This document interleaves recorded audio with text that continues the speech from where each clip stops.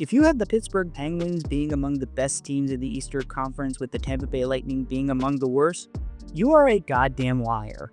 But if you had the Sharks being the worst team in the NHL, then congratulations, you're a human being with a functioning brain. Welcome to the Week 3 NHL tier list, where we're going to be counting down the best and worst teams in the NHL, and we're starting with the worst of the worst, the San Jose Sharks. No surprise, they did finally manage to win a game, great for them. But this team is basically just Macklin Celebrini, Will Smith, and William Eklund in a trench coat posing as an NHL team. I mean, my God, if they could ever actually get goaltending and defense, they'll look like a competent team, but for right now, it's just three young kids and a bunch of guys just floating along trying to not embarrass themselves on a nightly basis. But hey, they at least beat the Rangers, so thanks for that. And speaking of beating the Rangers, the second worst team in the NHL is the Calgary Flames, which is not on my bingo board. I have to put my hand up on this one. When I said before the year that I thought that the Flames would be a sneaky team, I meant with regards to contending for the playoffs, not in the Gavin McKenna sweepstakes.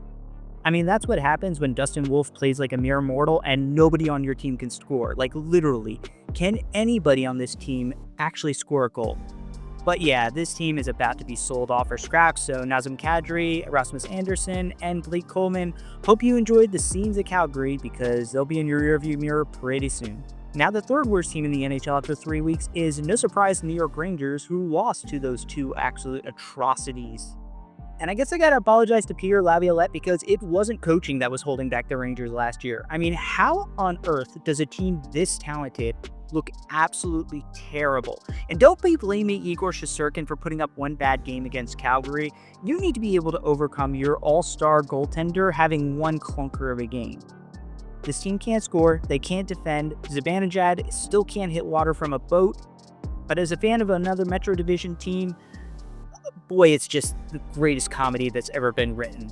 Now, the fourth and fifth worst teams in the NHL are in their own pathetic tier. That's the Blues and the Blue Jackets.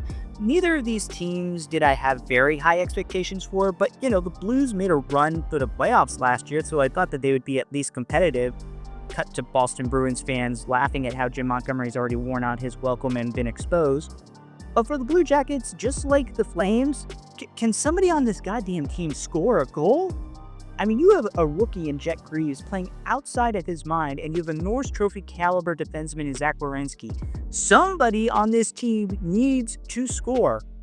And don't think too long, Blue Jackets fans, about the fact that you could have Demigod and Dylan Gunther on this team if your GM was actually competent in the last few drafts.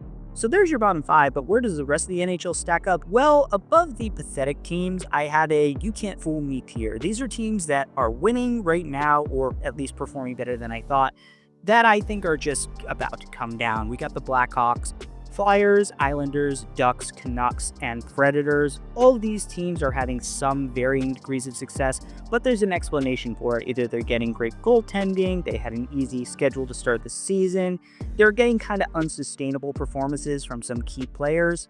The long and the short of it is, while I acknowledge that they are performing well to start the year, I don't think it's going to be sustained, and they still need to show me a lot more before I believe in them. In the next tier, we have kind of the inverse of those I don't believe in you teams, and these are teams that are struggling, but I believe in their talent. Teams like the Boston Bruins, Toronto Maple Leafs, Buffalo Sabres, Tampa Bay Lightning, and Minnesota Wild. All these teams should be good. They don't really have any significant injuries. Maybe they lost a little bit of talent over the offseason, or they're bouncing back from a pretty bad year last year, but these teams have got talent. Like, they should not be at the bottom of the standings so far. And while I do have faith that they can kind of stabilize, they're falling out of things quickly in October, and that might come back to bite them later in the year if they miss the playoffs. They might be thinking, man, if we had just had a better start to October, we would be in the postseason right now. Above those teams, we have the Pittsburgh Penguins on their own in their own tier, and that is, nope, still on fraud watch. I do not believe in the Pittsburgh Penguins quite yet. They have been getting outstanding goaltending from Shields and Jari, and I don't know how long that's going to continue. Evgeny Malkin did not quantum leap back into his body from 10 years ago, and guys like Justin Brazeau will eventually stop scoring. Yes, I know Sidney Crosby is playing great to start the year. He always does. But my point before this year, and I still stand by it, is that this team is too talented to tank for McKenna, but they're not talented enough to make the playoffs. Dan Muse deserves some credit for what he has done to start the year, but I don't necessarily think this is sustainable. Again, they're at the top of the standings, but I'm not ready to say that I believe in them just yet. Above them, I have 3 teams that I think are just mid in the Kings, Panthers, and the Senators. This is for one reason or another. Obviously, the Panthers are the 2-time defending champions, but their current iteration without Kachuk and Barkov is pretty mid. The Senators, I thought were going to be very good, and they've kind of bounced back, but Linus Ullmark has turned into an absolute pumpkin, and the LA Kings are just kind of a Jekyll and Hyde team to start the year. I thought these 3 teams would be varying degrees of good going into the year, and they've been varying degrees of good to start the year. But I do think that Ottawa, with average goaltending, is a much better team than the other 2. Above those 3 teams in the mid division, we've got 2 teams who are just kind of sleeping in, the Oilers and the Stars. Sleepy starts to the year, but I think these 2 teams are among the best in the NHL from the talent perspective. I'm not willing to write them off and say that they are not going to be among the best teams in the NHL when the playoffs come around, just because they kind of got off to an underwhelming start. Above them, we've got 6 teams who are solid, including 2 of the top 5 teams in the NHL. Those teams just outside the top 5 include the Red Wings, Golden Knights, Mammoth, Capital, and Kraken. A lot to like about all those teams, but maybe 1 or 2 big flaws that they need to overcome, but they're not in the top 5 like the Canadiens and the Carolina Hurricanes. Both of these teams have been outstanding to start the year. For the Hurricanes, I expected that they would be one of the best teams in the NHL. For the Canadiens, I really didn't, and they've been very surprising in that regard.